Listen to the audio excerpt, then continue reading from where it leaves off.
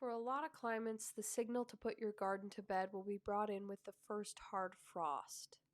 This will kill your summer vegetables and flowers, and a lot of the fall vegetables will be harvested. When you're ready to be done, clean everything out, break up or till your soil, and then rake it smooth.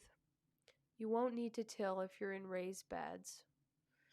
This would be a good time to add compost or fertilizer.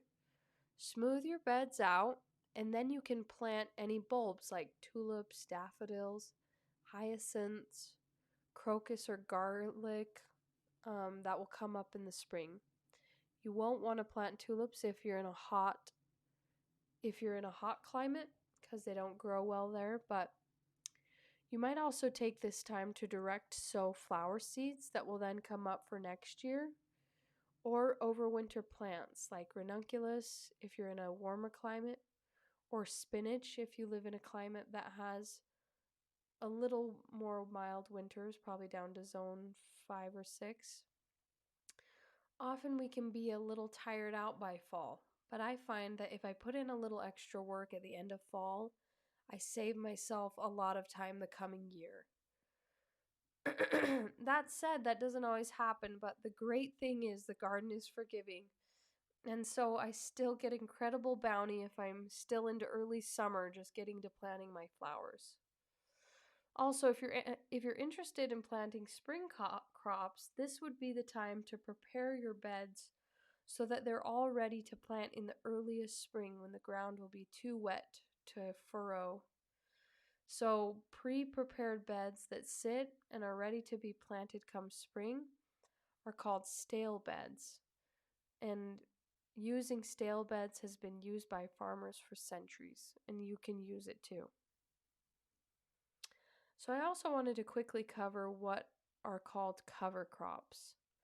There can be a lot to it, so I'm not going to go really into depth here, but I just wanted to make you aware of them so that those that are interested in growing cover crops can have a basic knowledge and then do a little more research on their own into exactly what ones they want to grow, etc.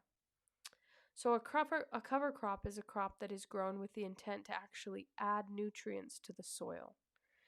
They're also called green manure crops. So what farmers will do is on a very large scale, they'll do this where they'll rotate their crops and they'll plant a cover crop in off years to restore the soil so it's ready to be planted again the next year.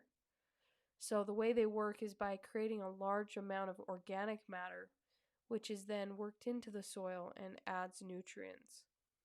And often these crops will be planted in mild winter areas in late summer and early fall, and they'll be ready to be tilled into the soil by spring. So a few common cover crops for the home garden are legumes like beans, peas, and peanuts. All of those crops will actually just add nutrients into the soil. Commercial farmers will use alfalfa and buckwheat, sweet clover, winter vetch, annual ryegrass, and also grains such as wheat, oats, and barley. So do your research as to which cover crops do what, and choose cover crops that will solve the greatest problem you have in your native soil.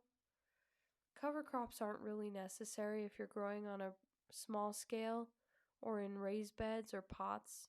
They're really most useful for those growing on a large scale into their native soil, and they really need to add nutrients into their native soil.